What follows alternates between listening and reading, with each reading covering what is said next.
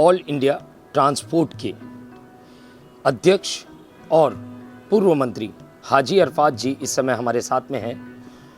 हाजी अरफात जी के पास दिवाली का शुभ अवसर है। हाजी अरफात जी लोग दिवालियां बना रहे हैं, मिठाइयां बांट रहे हैं एक दूसरों को। हाजी अरफात जी, मगर मैं सवाल आपसे करना चाहूँगा आपके दौरे को लेकर। दिवाली से ऐन पहले आपने पूरे महाराष्ट्र का जो दौरा किया, सर क्या कारण थे दौरे के और क्या लक्ष्य था? अस्सलाम वालेकुम और सभी देशवासी को हैप्पी दिवाली की बहुत बहुत मुबारकबाद आपके चैनल के माध्यम से देना चाहूँगा। और बस इतना ही कहूँगा कि मैं पूरे पिछले 15 दिन से महाराष्ट्र के 36 ज़िले के दौरे पे निकला हूँ। अल्पसंख्यक समाज के कई ऐसे प्रश्न हैं जो गंभीर प्रश्न हैं जो इस सरकार में पूरे नहीं हो रहे। अल्पसंख्यक मंत्री जो है अभी वो अपने फैमिली खेल के अंदर बिजी है, तो अल्पसंख्यक समाज का उनको कौन समस्या उनकी सॉल्व करेगा? अल्पसंख्यक समाज में खाली मुसलमान नहीं है, बौद्ध है, क्रिश्चियन है, जैन है, सिख है, पारसी है, ऐसे कई उनके प्रश्न हैं, लेकिन कोई रास्ता नहीं। आज उनका मंत्रालय बंद पड़ा हुआ है, मंत्रालय में कोई जाने वाला नहीं है, मक्खी घूम रही है। अल्पसंख्यक समाज के जो कार्यालय के अंदर, उनके मंत्रालय के अंदर, क्योंकि उन्होंने अपना भंगारवाड़ा अपने घर के बाहर ही सजा के रखा है, तो ये सारी चीज़ें जो हो रही है इससे आम जनता का क्या लेना देना? ड्रग्स माफिया का सपोर्ट देना या ड्रग माफिया को बढ़ावा देना, ये उनका शायद नीति हो सकती है, मुझे नहीं पता। पर अल्पसंख्यक समाज की समस्या भी बहुत ज़रूरी है। मेरा कोई नवाब मलिक से दुश्मनी नहीं है, ना कोई समीर वानखेड़े से खास दोस्ती है, पर जहाँ कहीं भी ड्रग्स माफियाओं की बात आएगी, अगर मेरे कौम के बच्चों का मुस्तकबिल ख़राब होगा, वहाँ हाजी अरफात शेख बोलेगा, भारतीय जनता पार्टी बोलेगी। यहाँ इतना स्पष्ट मैं आपको कहूँगा। आप मुस्लिम इलाकों में जाके देखो, जैसे चेंबूर होने दो, उनका मतदार संघ होने दो, ट्रॉम्बे, शिवाई नगर होने दो, मलाड मालोनी होने दो, बारंदरा बैरामपाड़ा होने दो, कसाईवाड़ा होने दो, मुमरा होने दो, भिवंडी होने दो, मालेगांव होने दो, ऐसी कई जगह पे आप जाके देखो तो ख़ास तौर पर टारगेट हमारे कौम के बच्चों को किया जाता है। ये बड़ा कोई प्लानिंग शुरू है, बड़ी साजिश शुरू है। हम हमारे बच्चों को पढ़ने के लिए भेजते, तो हमारे बच्चे जब कॉलेज जब जाते हैं, माँ बाप सोचते हैं मेरा बच्चा पढ़ के डॉक्टर बनेगा, इंजीनियर बनेगा, वकील बनेगा, मंत्री बनेगा, आईएएस बनेगा, आईपीएस बनेगा, लेकिन ये ड्रग्स माफियाओं के हाथ लग जाता है और उसकी ज़िंदगी तबाह हो जाती है। वो एक ज़िंदगी नहीं, पूरी फैमिली की ज़िंदगी तबाह हो रही है, पूरा ख़ानदान की ज़िंदगी तबाह हो रही है। वो बच्चा बचपन से माँ बाप उसको पढ़ाकर उस काबिल बनाने की कोशिश करते हैं, लेकिन ये ड्रग्स माफिया उनको अपने शिकंजे में ले लेते और एक लत लगा देते। और वो बच्चे, हमने ऐसे कई बच्चों को देखा जो ड्रग्स की खातिर अपने माँ बाप को मारते पीटते नजर आए, ड्रग्स पीने के खातिर चोरी करते हुए नजर आए, ड्रग्स के लिए कोई भी ऐसी चीज़ करने के लिए वो तैयार हो जाते, क्योंकि वो एक बार लत लग गई वो छूटती नहीं है। तो ये सबसे बड़ी अगर कौम को खोखला करने वाली जो चीज़ है वो है ड्रग्स, और वो ड्रग्स के खिलाफ हम सब खड़े होना चाहिए। पिछले कुछ महीने पहले हज़रत मोइन मियाँ, हमारे कल को उलमा, हमारे बड़े बड़े बुजुर्ग, कई पीर दरगाहों पे, मस्जिदों पे ड्रग्स माफियाओं को पकड़ने के लिए हर जगह मुहिम चलाई गई, खासतौर पर मुमरा में चलाई गई, माहिम में चलाई गई। हज़रत मोइन मियाँ खुद उतरते थे और वो ड्रग्स माफियाओं को पकड़ने के लिए, और उसमें ये अधिकारी समीर वानखेड़े खुद मस्जिद मदरसे के अंदर जाके बयान देकर उन लोगों को मदद की बात करते थे कि ताकि हम उन माफिया को पकड़े। और कई हद तक के मुंबई शहर के अंदर उन्होंने साफ करने का काम किया, छोटे हो बड़े हो लोगों को उनको पकड़ने का उन्होंने काम किया। कई बार तो नाइजीरियन लोगों ने उन पर हमला भी किया, जो मैं देख रहा हूँ। मुझे पूरी तरीके से पता नहीं क्या सीन है, क्या सही है, क्या झूठ है, ये नहीं मुझे पता, लेकिन जो चीज़ मुझे मीडिया के माध्यम से दिखती थी मैं वो देखता था। ये सब देखते हुए आज मैं पिछले महीने भर से हम जो देख रहा, तो एक नया तमाशा महाराष्ट्र के अंदर जो चल रहा है, मुंबई में चल रहा है।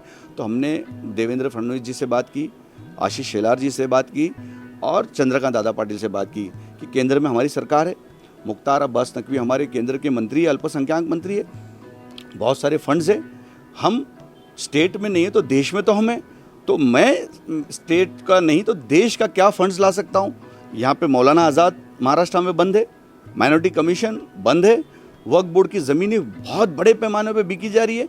तो ये जो मैं दौरे में जाके देख रहा तो वही कंप्लेंट है कि सर हमारी ज़मीन बेच दी, सर हमारी ज़मीन कब्जा हो गई, सर हमारे पास मौलाना आज़ाद का फंड नहीं है, सर हमारे बच्चों को पढ़ाई के लिए कोई ऐसी रास्ता नहीं है। तो ये सारी सुविधा देंगे कब? आज 2.5 साल 3 साल ये लोग ने निकाल लिए। जब तुमने बोला था हमने कॉमन मिनिमम प्रोग्राम बनाएंगे, कॉमन मिनिमम प्रोग्राम होगा हमारा, हम सभी समाज को साथ में लेके चलेंगे, सभी समाज को न्याय देंगे। ठीक है, चलो 2 साल उसमें कोरोना आ गया, ये पूरी दुनिया का हाल रहा, लेकिन जब वक्त मिला तो लोगों को खुशियाँ भी तो चाहिए, लोगों को अच्छी चीज़ें तो भी चाहिए, लोगों को मदद चाहिए। सरकार की तरफ से एक मदद बताइए। मेरा सवाल है अल्पसंख्यक मंत्री से कि आपने ऐसा एक कौन सा काम जो बड़ा जो समाज के हित में किया?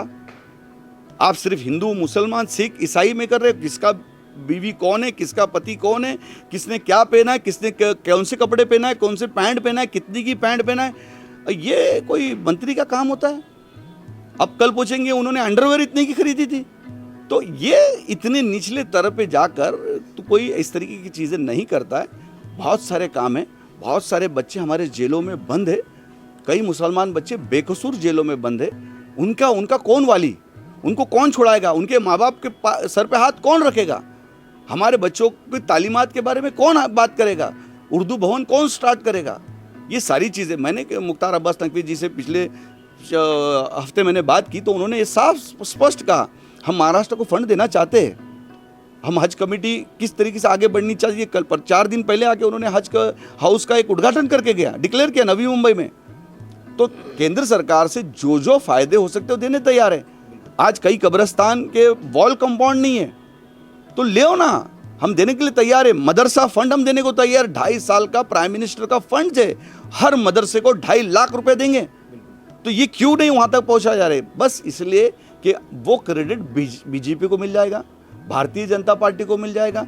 अगर कोई अच्छे काम हो रहे हैं, अल्पसंख्यक समाज का भला हो रहा है, विकास हो रहा है, डेवलपमेंट हो रहा है और हमारे बच्चे को कुछ खजाने में से हमारे बच्चे को कुछ चीज़ मिल रही है, तो हिकमत क्या बोलती है कि हम वो खजाना हमारी कौम तक लाके पहुंचाए। आज आप मंत्री हो, आपको बैठना चाहिए, बातचीत करना चाहिए। सेंटर के केंद्रीय मंत्री के साथ आपने 2.5 साल में एक बार भी मुलाकात की क्या? केंद्र में कोई ऐसी चिट्ठी पहुंचाई है क्या कि नहीं ये महाराष्ट्र में डेवलपमेंट? ऐसा कुछ उन्होंने किया नहीं है। इसीलिए मैं महाराष्ट्र के 36 जिले घूम रहा हूं और अभी मैंने औरंगाबाद पूरा हो गया, अब मैंने सांगली, सातारा, कोल्हापुर करते हुए मैं मुंबई आया हूं। और उसके अंदर जो मालूमात, कोई कराड़ के अंदर एक मदरसे में गया, ऐसे कई मदरसों की जो मैंने बात की, जो मस्जिदों की बात की, कब्रस्तानों की बात की, वो सारे मुद्दे मैं देवेंद्र फडणवीस जी के पास लेके जाऊंगा। आने वाले अधिवेशन में हमारे आमदार जोरदार तरीके से अल्पसंख्यक समाज के मुद्दों के ऊपर सरकार से लड़ झगड़ कर उनका हक दिलाने का काम करेंगे। ये मेरी ड्यूटी है और ये मेरा फ़र्ज़ है। कौम ने अगर मुझे इस जगह तक लेके आने के लिए जो दुआएं की और यहाँ तक मैं आया, तो मैं एक ब्रिज का काम कर रहा हूँ और वो ब्रिज का काम करके हुए मैं पूरे ईमानदारी के साथ सरकार तक के वो बातें उनकी पहुँचाने का काम ये हाजी अराफात शेख करेगा। सर, आपने जिस तरीके से कहा कि जो अल्पसंख्यक मंत्री हैं उन्होंने अपना काम जो है नहीं किया सही ढंग से, और जिस तरीके से वो आए दिन प्रेस कॉन्फ्रेंस कर रहे हैं, कुछ ना कुछ आरोप लगा रहे हैं, कभी समीर वानखेड़े पे, कभी देवेंद्र फडणवीस पे, कभी किसी और पे, कभी किसी और पे, तो सर क्या नवाब मलिक अपने कार्य में सक्षम नहीं है, आपका ये कहना है? क्या वो पूरी तरीके से अपने विभाग को संभाल नहीं पा रहे हैं या तो संभालना नहीं चाहते हैं? आपको क्या लगता है? देखिए क्या है, वो जिस तरीके से एक मंत्री ने काम करना चाहिए, क्योंकि मैं अल्पसंख्यक आयोग पे मैं काम कर चुका हूँ, बहुत समस्या है, बहुत सारे पेंडिंग काम हैं, वो सारी चीज़ उन्होंने करनी चाहिए। अल्लाह ने अगर उस ओहदे पे पहुँचाया है तो उस ओहदे को मान देना चाहिए, उसका सम्मान होना चाहिए और उस ओहदे पे रहकर जो समाज का हित में हम जितना भला कर सकते हैं उतना हमने भला कर देना चाहिए। ये अल्लाह ने मौका दिया। सदा दौर दौराता नहीं, गया वक्त हाथ आता नहीं। आज ये दौर आया है, उस दौर के अंदर उन्हें कर लेना चाहिए, मुझे ऐसा लगता है। कई ऐसे पेंडिंग काम है जो भारतीय जनता पार्टी की सरकार में रुक गए, वो काम उन्होंने कर देना चाहिए, ना कि ये सारी चीज़ों में पड़ना चाहिए। ठीक है, एक अगर उनका आरोप है, उनकी पार्टी की भूमिका है, उनकी पार्टी की लाइन ऑफ एक्शन वो होगी, वो सारी चीज़ें। आज उनके पार्टी के अंदर भी तो कितने भ्रष्टाचार हो रहे हैं, आज उनके होम मिनिस्टर अंदर लॉकअप में है। कितनी बुरी बात है। इसके पहले भी होम मिनिस्टर छगन भुजबल थे, वो भी लॉकअप में थे। मतलब ये परंपरा ही चलती है, जो होम मिनिस्टर बनता है वो जाके लॉकअप में ही जाता है। ये राष्ट्रवादी की परंपरा रही। आज वो सारी बातों पे तुम नहीं, 100 करोड़ रुपए हमने तो नहीं मांगे थे ना, भारतीय जनता पार्टी के पदाधिकारी ने तो किसने मांगा था ना, आपके होम मिनिस्टर ने मांगा ना। भ्रष्टाचार के आरोप आप पे लग रहे, हम पे नहीं लग रहे। हम तो बोल रहे काम करो, अगर जो काम करेगा तो क्यों, काम को सलाम करेंगे ना। जिस दिन अगर उन्होंने काम किया, मेरे बिल्कुल बाजू में उनका घर है, उनका ऑफिस है, मैं खुद जाके उनका वेलकम करूंगा, लेकिन काम तो दिखाओ। कोई भी सिंगल काम नहीं है। एक बताओ ना, आज मुमरा के अंदर एक ज़मीन थी, मस्जिद की ज़मीन थी, उसको कैबिनेट का परमिशन उन्होंने नहीं लिया, ना बोर्ड का परमिशन लिया। खालिद बाबू कुरैशी को एक दिन पहले बुलाते, 7 से 8 मेंबर जो होने चाहिए, लेकिन एक मेंबर को बुलाते और उसकी साइन लेते। जब उसको समझ में आता कि मेरे साथ कुछ गलत हो रहा है, उसने तुरंत दूसरे दिन मेल करके उसको कैंसिल करा दिया। लेकिन इन्होंने फिर भी उस 30 साल की लीज के ऊपर दे दिया। तो ये कहाँ का तरीका है। मस्जिद की, मदरसों की ज़मीन ये हमारी कौम की मिल्कियत है, और कौम की मिल्कियत को इस तरीके से करना चाहिए। और मस्जिदों में जुमा के दिन जो पैसा जमा होता है, ज़कात का पैसा होता है, फितरे का जमा होता है, फ़ी सबीलिल्लाह लोग पैसे देते हैं और मस्जिद को डेवलपमेंट के लिए देते हैं। अब वो पैसा वक्फ बोर्ड के अधिकारियों के सीईओ को पगार देंगे। सीईओ प्लेन से जाएगा, सीईओ होटल में रहेगा, डिप्टी सीईओ होटल में रहेगा। आज तक तो कभी नहीं हुआ था। पिछले 25 साल के अंदर जितने सीईओ आए, आईएएस, आईपीएस, सेक्रेटरी लेवल के लोग आए, और उनको गवर्नमेंट पगार देती थी। वक्फ बोर्ड से 1 रुपया नहीं उनको पगार जाती थी, गवर्नमेंट का पैसा उन पे खर्च होता था। अब हमारे मस्जिदों मदरसों का पैसा उन बोर्ड के अधिकारियों पे खर्चा हो रहा है। 35 अधिकारी बन के घूम रहे, ऑफिसर, वक्फ बोर्ड के अंदर 35, इन्होंने 35 ऑफिसर चुना, और उनका आइडेंटिटी जब कार्ड आप देखेंगे तो उसके ऊपर लिखा है प्यून। प्यून ऑफिसर बन के घूम रहे। प्यून कलेक्टर के पास जा रहा है। जो प्यून है, जिसका काम है झाड़ू पोछा मारना, वो उसके पास नॉलेज ही नहीं है, तो ऑफिसर बन के कलेक्टर के पास कैसा कौम को हक दिलाएगा। इतना बड़ा तो भंटा ढार करके रखा हुआ है। कितना बड़ी, मतलब गुमराह करने की हद पार कर दी। प्यून को ऑफिसर बना के घुमा रहे। क्या अपने मंत्रालय पे उनका ध्यान नहीं है? इन लोगों पे उनका ध्यान नहीं है? उनकी पगार कहाँ से जा रही है? हमारा सवाल था वक्फ बोर्ड के अकाउंट्स कितने हो, मुझे बताओ। वक्फ बोर्ड के अकाउंट से मस्जिद का जो मस्जिद का अकाउंट था, मस्जिद के अकाउंट से वक्फ बोर्ड के अधिकारी को पगार चली गई और मस्जिद की लाइट कट गई। कहाँ का इंसाफ है ये? मतलब मस्जिद इंपॉर्टेंट नहीं है, मस्जिद की लाइट इंपॉर्टेंट नहीं है लातूर में, और वक्फ बोर्ड के अधिकारी को उस मस्जिद के अकाउंट से पगार चलेगी। तो हमारे मस्जिद से वक्फ बोर्ड का अधिकारी कौन होता, उसकी क्या हैसियत है? वो जो हमारे पगार ले रहा है। मस्जिद जो छोटे छोटे 10 रुपये, 20 रुपये, 5 रुपये जुमा के दिन जमा होते हैं, वो मस्जिद के लिए होते, मस्जिद की खिदमत के लिए होते, मस्जिद की साफ सफाई, देख रेख, लाइट, बिजली के लिए होते, ना कि वक्फ बोर्ड के अधिकारी को होते। मतलब डाकू से भी हद पार कर दिए, ये तो लुटेरे हो गए। तो ये नवाब मलिक को समझना चाहिए कि उनके बोर्ड में क्या काम चल रहा है और वो क्या काम कर रहे हैं। ये ठीक है, ये अपनी उनकी एक लाइन उन्होंने लिया है कि उसके अंदर उनको थोड़ा ज़्यादा पब्लिसिटी मिल रही है, लेकिन वो सारी चीज़ देखते हुए उन्होंने अपनी तरफ भी उंगली उठाना चाहिए। अगर देवेंद्र फडणवीस साहब के पास उन्होंने बताया है तो ज़रूर इसके आगे की मेरा बोलना उचित नहीं होगा। ज़रूर वो आगे के फटाके होने दो, बम होने दो, या अनार होने दो, या फुलझड़ियाँ होने दो, पार्टी के लोग तैयार है। बहुत सक्षम पार्टी है, बहुत मजबूत अपोजिशन हमारा तगड़ा है, 105 आमदार है, कोई ऐसे बैठे नहीं है। ज़रूर उनको दिखाएंगे। वो बार बार कहते कि मैं भंगार वाला हूँ, मैं भंगार वाला हूँ। मैं कहता हूँ वाकई में आप भंगार वाले हो। आपने दिखा दिया कि आप भंगार मंत्री हो, आपने बिल्कुल बता दिया। आप कहते कि मैं नट बोल्ट खोलूँगा और पिघलाऊँगा, लेकिन फ़र्क ये है कि भारतीय जनता पार्टी के अंदर उनको समझने में थोड़ा सा फ़र्क हो गया कि वो समझ रहे थे कि ऐसे नॉर्मल तरीके से वो बात करते कि मैं सबके नट बोल्ट खोलूँगा, सबको भंगार में टुकड़े टुकड़े करके बेचूँगा। भारतीय जनता पार्टी लावा है। लावा और लोखंड में बहुत फ़र्क होता है। लावे के अंदर लोखंड भी पिघल जाएगा और ये मलिक साहब भी पिघल जाएंगे, उनको समझ, और वो पानी पानी होके बह जाएंगे। तो समंदर ने बिल्कुल टकराना नहीं चाहिए, ये नाला है, क्योंकि उनको नाले के पास रहने की, मीठी नदी के पास की आदत है। अब नाला जा रहा समंदर से टकराने के लिए, अब ये समझ के बाहर है कि अभी समंदर भी हंस रहा है कि ये क्या हो रहा है। तो कहीं ना कहीं उन्होंने अपनी मर्यादा में रहकर, अपनी मर्यादा को पार करते हुए नहीं जाना चाहिए, और पर्सनल लेवल पे किसी की भी बहन, बेटी, बीवी क्या कर रही है, उनकी पर्सनल ज़िंदगी के अंदर नहीं जाना चाहिए। मेरी उसको एक अच्छी सलाह है, एक पड़ोसी होने के नाते उनको सलाह दे रहा हूँ।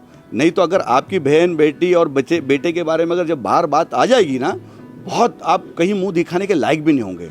आपके लिए 2 मास कवर लेना पड़ेंगे और एक बड़ा कवर भी डालना पड़ेगा। आप मीडिया के सामने जितनी तेज़ी से चिल्ला रहे हो, आपके सामने आप मीडिया जब आएगी तो आप मीडिया से घबराओगे, कैमरे से डर लगेगा आपको।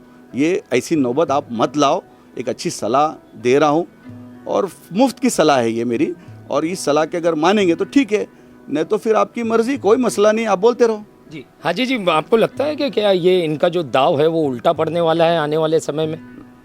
देखो क्या है, अब वो सीधा हो या उल्टा हो, अब भंगार वाला बहुत होशियार होता है।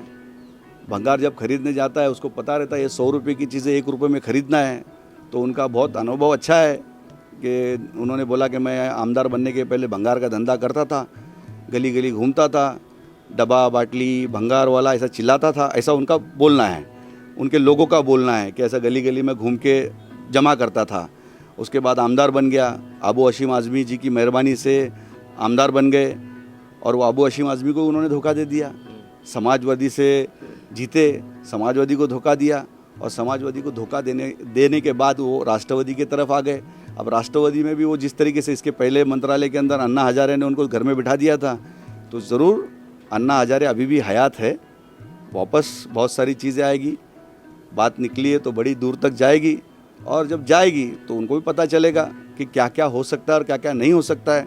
अभी तो उन्होंने फ़िलहाल 2-3 अपनी होटलें बंद की है, हुक्का हुक्का बेच रहे थे, तो 2-3 अभी होटलें बंद हुई, बहुत सारी चीज़ बंद होंगी, उसके बाद मेडिकल बंद होंगी, बहुत सारी चीज़ें, और उन्होंने खुजाया है ना अभी, तो वो ज़रूर उसका भुगतान उनको भरना पड़ेगा।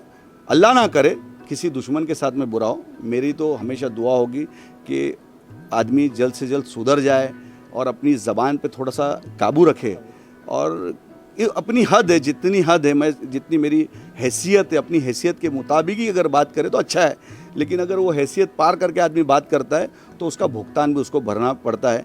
इसलिए ज़बान को बहुत कंट्रोल में रखना पड़ता है। ये ज़बान ज़मीन पे चढ़ाती है और आसमान में ढसाती है, यही खेल है। ज़बान अगर हमारी अच्छी होगी तो हम बहुत सारी अच्छी चीज़ कर सकते हैं। ठीक है, उनका पर्सनल झगड़ा था, उनके दामाद अरेस्ट हुए, अरेस्ट होने के बाद शायद उस अधिकारी ने उनकी बात नहीं सुना होगा, मंत्री का ढोस दिए होंगे तभी भी नहीं सुना, वो अधिकारी अपना काम कर रहा था। अब वो गुस्सा इतना बढ़ गया कि मैं मंत्री रहने के बाद, मेरी सरकार रहने के बाद भी मेरा दामाद 8-9 महीने अंदर चला गया, जेल में चला गया। जेल तो जेल है और कुछ कर नहीं पाए। छूटने के बाद 8 महीने क्यों चुप रहे, 8 महीने अपनी तड़प क्यों नहीं बताए? 8 महीने के बाद जब जामीन हुई तब गए। तो अभी ठीक है ना, आगे भी देखा जाएगा आगे किस तरीके से होगे और कौन कौन क्या क्या करता है। तुम भी आइए, हम भी आइए, तुम्हारे चैनल के माध्यम से बिल्कुल मैं भी बोलता रहूँगा। मैं बहुत सारे चैनल लगाने की आदत नहीं है, शौक़ नहीं है कि अब किसी की इज़्ज़त रास्ते पे लाए, लेकिन इतना ही कहूँगा कि आप किसी की बहन बेटियों को फिर एक बार कहूँगा कि मत करो अननेसेसरी। बहुत सारी चीज़ें खुल जाएगी, क्योंकि कुरला में मेरा बचपना गया है। बहुत सारे चीज़ें आप एक बात छेड़ने की कोशिश करेंगे, आपको हज़ारों बात का जवाब देना पड़ेगा और आप दे नहीं पाओगे, ये बात पक्की है। और ऐसी बात करेंगे कि आपके ख्वाब में, गुमान में भी नहीं होगा, क्योंकि आपके बहुत चाहने वाले, बहुत मलिक ख़ानदान के भी मेरे बहुत सारे दोस्त लोग हैं जो हमारे साथ में रहते हैं। बहुत सारी बातें नीचे से लेके ऊपर तक आती है हमारे दुकान से, लेकिन हमारा कुछ अदब है, हमारे माँ बाप ने कुछ अच्छी हमको सीख दी है कि किसी की फैमिली के अंदर की बातें बाहर ना लाए, और इस्लाम भी सिखाता है कि दूसरों के ऐबों को झाँको। तो इंशाल्लाह ताला कोशिश करूँगा जब तक कि वो कंट्रोल में आ जाए, अगर नहीं कंट्रोल में आए तो ज़रूर फिर ये ज़बान खुलेगी। बिल्कुल सर, हाजी अरफात जी, अगर मैं चुनाव की बात करूं, महानगर पालिका का चुनाव आने वाला है, मुंबई महानगर पालिका, देश की सब में बड़े बजट के स्तर वाली महानगर पालिका मुंबई महानगर पालिका। इस बार कांटे की टक्कर है, एक तरफ तो यूती की सरकार है, दूसरी तरफ भाजपा है। तो सर किस तरीके की चुनौतियां होगी भाजपा के लिए? इनके किले को भेदने के लिए क्या भाजपा पूरी तरीके से सक्षम है? 100% कोई प्रॉब्लम नहीं है। भाजपा का जो काम है, भारतीय जनता पार्टी का 20 साल मुंबई महानगर पालिका शिवसेना के पास थी। आज हमारे पास मुंबई शहर के अंदर एक अच्छा गार्डन नहीं है, हमारे पास घूमने के लिए कोई जगह नहीं है। मेरे गांव से अगर कोई बंदा आता है, कोई बच्चा आता है, बोले चलो हम घूमने चलेंगे, तो कहाँ जाएंगे? चलो रानी बाग। कहाँ जाएंगे? चलो हाजी अली। कहाँ जाएंगे? चलो महालक्ष्मी। कहाँ जाएंगे? हम सिद्धि विनायक। हमारे पास 4 जगह है जो हम हक से बता सकते हैं। और रानी बाग में अगर कभी हम गए तो जो हाथी और जो शेर हमने बचपन में, मेरे बचपन में मैंने जो देखा था, आज भी वही है। उससे ज़्यादा रानी बाग में कोई नई चीज़ नहीं आई। आप घूमने फिरने की अगर बात करते तो पैसे वाला आदमी मुंबई शहर के बाहर चला जाता है, आउट ऑफ इंडिया जाता है। गरीब आदमी कहाँ जाएगा? जिनके ऑटो पे जीत के आते हो। मराठी कार्ड कब तक चलाओगे? पीछे भी बहुत सारी मराठी कार्ड वाली पार्टियाँ आ रही है। खरगोश और कछुए की कहानी ज़रूर हो जाएगी। तो वो गुमान में जो रहते हैं कि हम 3 लोग मिलकर, कांग्रेस, राष्ट्रवादी और शिवसेना मिलकर हम सरकार बनाएंगे, मुंबई महानगर पालिका में झंडा लहराएंगे, लेकिन इस बार ऐसा नहीं होगा। इस बार मीठी नदी उनको जवाब दे देगी कि आप क्या हो। मुंबई के बच्चे जिनको पास गार्डन नहीं है वो उनको जवाब दे देंगे। इस बार के बच्चे जिनके पास प्लेग्राउंड नहीं है, जो क्रिकेट खेल सकते, फुटबॉल खेल सकते, वो स्टूडेंट उनको जवाब जरूर दे देंगे कि 25 साल आपके पास थी तो आपने फुटबॉल ग्राउंड नहीं बना पाए, आपने स्टेडियम नहीं बना सकते। तो ऐसी कोई जगह मुंबई शहर के अंदर, इतना बड़ा शहर, इतना खूबसूरत शहर, जागता हुआ शहर, और जागते हुए शहर को सुलाने का काम ये मुंबई महानगर पालिका ने किया है। टैक्स वही आ रहे हैं। झोपड़े में भी जाए तो वही टैक्स है और बिल्डिंग में जाए तो वही टैक्स है। तो लोग कहते हैं कि झोपड़े वाला भी वही मज़े ले रहा है वही बिल के अंदर, और बिल्डिंग वाला भी वही ले रहा है। तो करे तो क्या करे? तो बिल्डिंगों के अंदर ऐसी जगह अड़चन है कि छोटी छोटी बिल्डिंग है, पार्किंग की जगह नहीं है, तो गार्डन तो हो पॉसिबल ही नहीं है इस तरीके की चीज़ की। क्योंकि कॉन्ट्रैक्टरों का जो राज चला है यहाँ पे। आज मीठी नदी को तुम खाली देखो, हर बरसात के पहले खाली आते डोज़र आता है, ऐसा हिलाता है और चला जाता है, मिट्टी निकालता नहीं है ताकि वो पानी आता है और समंदर की तरफ बह जाता है। तो कचरा वहीं के वहीं रहता है। तो कचरा के नाम पे करोड़ों रुपए गबन खाने का काम किया। कोई भी ऐसा मैंने नहीं देखा मेरे बचपन से आज तक के कि मुंबई महानगर पालिका ने कोई ऐसा अच्छा काम किया। भारतीय जनता पार्टी का कभी भी महापौर नहीं रहा, राजा नहीं है, तो फिर हम तो इसके रिस्पॉन्सिबल है ही नहीं। हम तो हमेशा, हमने पूरा साथ उनको दिया, हमारी पार्टी का साथ उनके साथ हमेशा रहा। भारतीय जनता पार्टी ने हमेशा नगर सेवक उनको दिए, उनका स्टैंडिंग कमेटी चेयरमैन, उनका महापौर, उनका सब कुछ रहने के बाद क्यों नहीं कर पाए? क्यों प्लानिंग नहीं कर पाए? आई लव मुंबई बोलने से, आई लव बांद्रा बोलने से, आई लव कुर्ला बोलने से नहीं होता ना। बस सेल्फी लोग निकाल रहे, सेल्फी पॉइंट से नहीं होता ना। बच्चों के लिए क्या चाहिए? आज बीएमसी की स्कूल्स आप देखो, बीएमसी की स्कूल में जाने के लिए दिल नहीं करता है। कोई ऐसी चीज़ नहीं है। कहाँ है? उन्होंने लैपटॉप बनाया था, उर्दू के लैपटॉप थे, मराठी के थे, हिंदी के थे, बच्चे बैठ के पढ़ेंगे। 2 साल अगर कभी वो सब बच्चों के पास लैपटॉप होते तो घर में बैठ के आज वो ऑनलाइन क्लासेस लेते थे। आज एक बच्चे को भी मैं मुंबई के हर मराठी बांधवों को पूछूंगा और हर मुंबईकरों को पूछूंगा कितने लोगों को शिवसेना ने लैपटॉप पहुंचाई है। मुंबई महानगर पालिका ने घर में बैठ के बच्चे आराम से शांति से लॉकडाउन में अपनी पढ़ाई करो। आज वो रिक्शा वाले का बच्चा, टैक्सी वाले का बच्चा, गरीब ठेले वाले का बच्चा, एक मोबाइल से घर में 4 बच्चे कैसा पढ़ेगा बताओ? एक मोबाइल में, और चारों का टाइम एक है। उस माँ बाप से पूछो, उस गरीब माँ बाप से पूछो उनके बच्चे की हालत क्या है। आज वो पढ़ नहीं पा रहा है। तुमने तो बड़ी बड़ी बातें की थी। तो वो सारी बातें लेकर हम जब जाएंगे लोगों के सामने, सारी बातें जब जाएगी, 100% भारतीय जनता पार्टी का झंडा लहराएगा और one side one window Bharatiya Janata party का महापौर उस मुंबई महानगर पालिका पे होगा। ये तीनों होने दो, या और एक एक्स्ट्रा किसी को और उन्होंने बुलाना हो, और एक एक्स्ट्रा किसी को बुलाने दो, तो भी कुछ होने का नहीं है।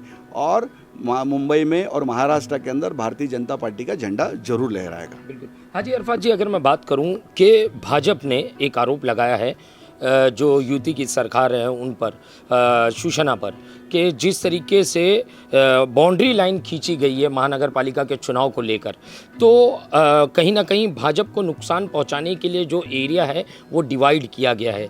कितने हद तक इस आरोप में सच्चाई है? नहीं, बिल्कुल। वो जो डिवाइडिंग जो किया है, आज इन्होंने अपनी सत्ता का उपयोग करके कमिश्नर को बोल के जहाँ जहाँ हमारे भारतीय जनता पार्टी के वोट्स थे उस वोट को डिवाइड करने की कोशिश की। जहाँ जहाँ हमारे विनिंग सीट, अभी जो सीट पे हमारे जो नगर सेवक है उनके वार्ड को काटने का काम किया गया है।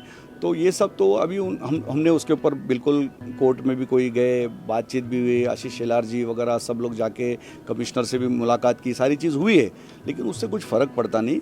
जीत सत्य की होती है, काम पे लोग सलाम करते हैं। मुंबई महानगर पालिका के अंदर जो नगर सेवक का इलेक्शन होता है, आमदार का इलेक्शन होता है, खासदार का इलेक्शन होता है, सबके अलग अलग अपने काम होते हैं, और इस इलेक्शन के अंदर जो जनता डिसाइड करती है, मुंबई महानगर पालिका की में जनता डिसाइड करेगी, वार्ड वाइज होगा, तो उनको काम बोलता है और कैंडिडेट बोलता है कि कैंडिडेट कितना सक्षम है, काम कितना अच्छा कर सकता है। उसकी क्योंकि रोज़ की गटर जम जाती है, कचरा जम जाता है, छोटे छोटे रोज़मर्रा के उनके जो काम होते हैं उसके ऊपर लोग डिसाइड करते हैं। तो ये सारी जो कितनी भी साजिश करने दो, काम को सलाम है। आप एक ही चीज़ केंद्र की थोप नहीं सकते कि पेट्रोल का भाव बड़ा बढ़ गया, ये हो गया तो वो हो गया, ऐसा नहीं। अब कम हुआ तो क्यों नहीं बता रहे? बोलना चाहिए ना, वाह भी करना चाहिए ना। अब कम हुआ तो बताने को तैयार नहीं, कुछ टैक्स, कुछ बहुत सारी चीज़ कम की गई, वो क्यों नहीं बता रहे? तो वो सारी भी चीज़ लोगों ने बताना चाहिए। केंद्र को साथ में लेकर, विश्वास में लेकर महाराष्ट्र की सरकार ने उनको साथ में करना चाहिए। इन आपस में इनके झगड़े के अंदर मुसलमानों का बहुत बड़े पैमाने पे नुकसान हो रहा है, क्योंकि हमने 2 साल से घर में ईद की नमाज़ पढ़ी है, बकरीद हमने घर में मनाई है, मुहर्रम हमने घर में मनाया है, सारी चीज़ हम घर में कर रहे सब्र कर रहे। ये कौम सब्र वाली कौम है, लेकिन इतना भी सब्र करने मत लगाओ कि हमारा बांध टूट जाए, रस्सी टूट जाए। आज रस्सी टूटने की बारी आ गई। आज असलम शेख के इलाके के अंदर एक मुसलमान व्यक्ति को जला दिया गया। तो ये क्या तमाशा है? क्या किस तरीके का तमाशा लगा के रखे? कोई किसी को मारता है, कोई किसी को डंडे से मार रहा है, बाहर निकले तो पुलिस मारती है, घर में रहे तो बीवी का चूल्हा दे के आंसू से रोता है बंदा।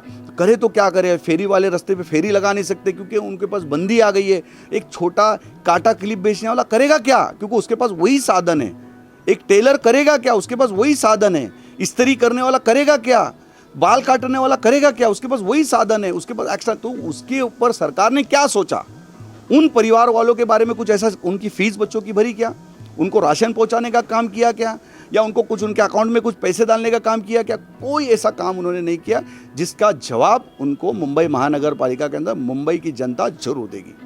सर, ऊर्जा मंत्री ने तो कहा था कि बिल माफ़ किए जाएंगे कुछ %, मगर कहीं ना कहीं वो भी अपने बयान से मुकर गए। लॉकडाउन के दौरान लोग परेशान थे, आहत थे लॉकडाउन में बेरोज़गारी से, मगर बिल जो है जस के तस बना रहा और डबल टिबल संख्या में जो है बिल आता रहा लोगों को।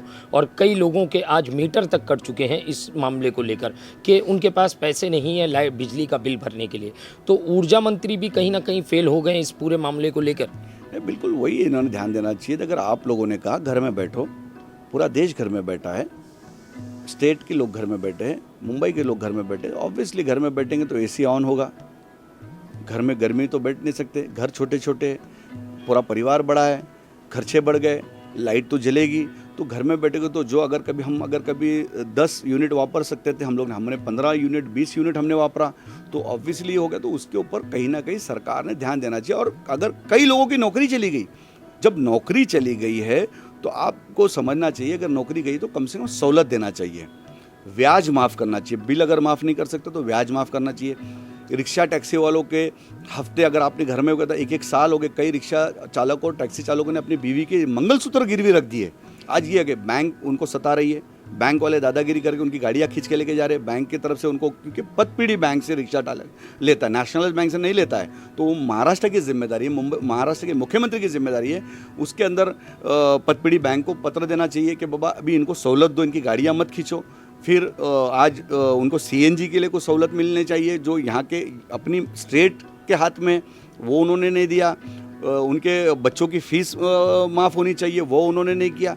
तो कहाँ जाए, किसके पास जाए, किसके पास गुहार लगाए?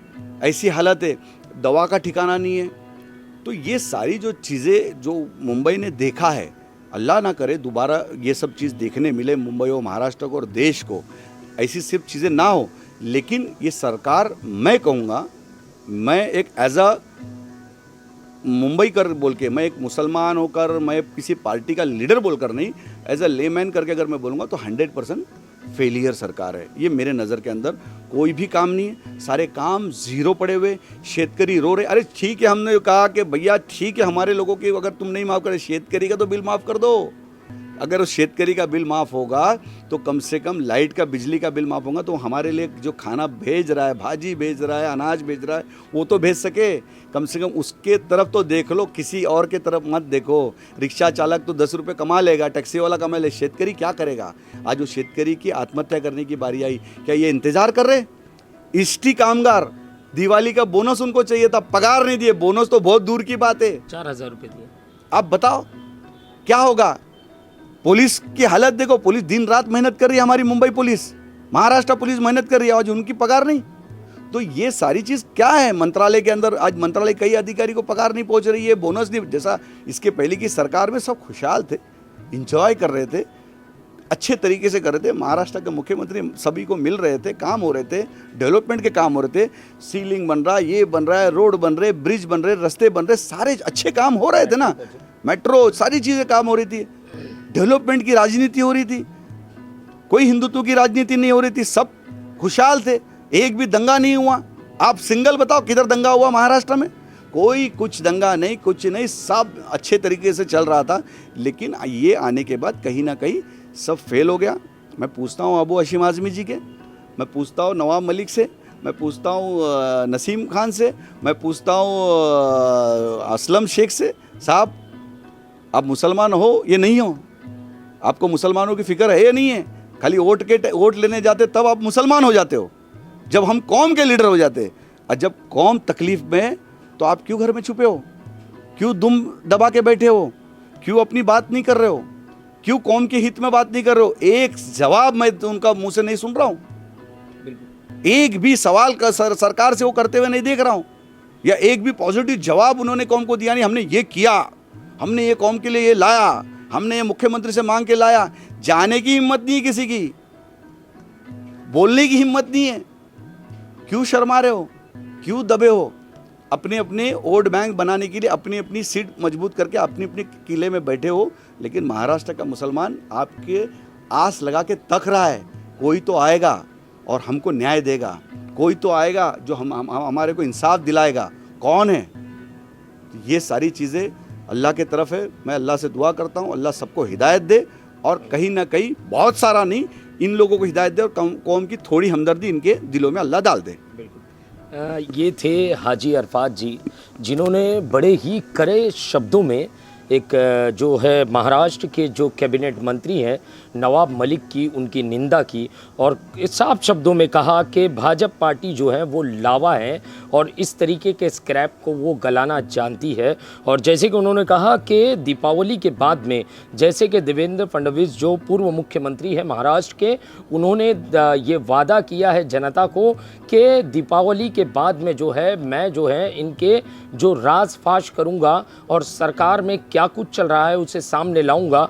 मेरा सवाल था कि आपने महाराष्ट्र का दौरा किया, तो दौरा किस लिए था? क्या ऐसी वजह आन पड़ी जिसके लिए आपको महाराष्ट्र भर में दौरा करना पड़ा? तो हाजी अरफात जी का कहना था जिस तरीके से अल्पसंख्यक जो मंत्री हैं वो कहीं ना कहीं स्टेटमेंट देने में, प्रेस कॉन्फ्रेंस करने में और समीर वानखेड़े की जो फाइलें हैं उसे खुरेदने में वो व्यस्त हैं, और वहीं कहीं ना कहीं महाराष्ट्र के अंदर के जो अल्पसंख्यक हैं, वो चाहे मुसलमान ले लो, दलित ले लो और कई अन्य समाज के लोग हैं उन्हें ले लो, वो अपनी समस्याओं को लेकर जो है एक नज़र ताक रहे हैं महाराष्ट्र की जो मंत्रालय है उसकी तरफ, कि कोई मंत्री वहां से निकलकर बाहर आएगा और उनकी समस्याओं का समाधान निकालेगा।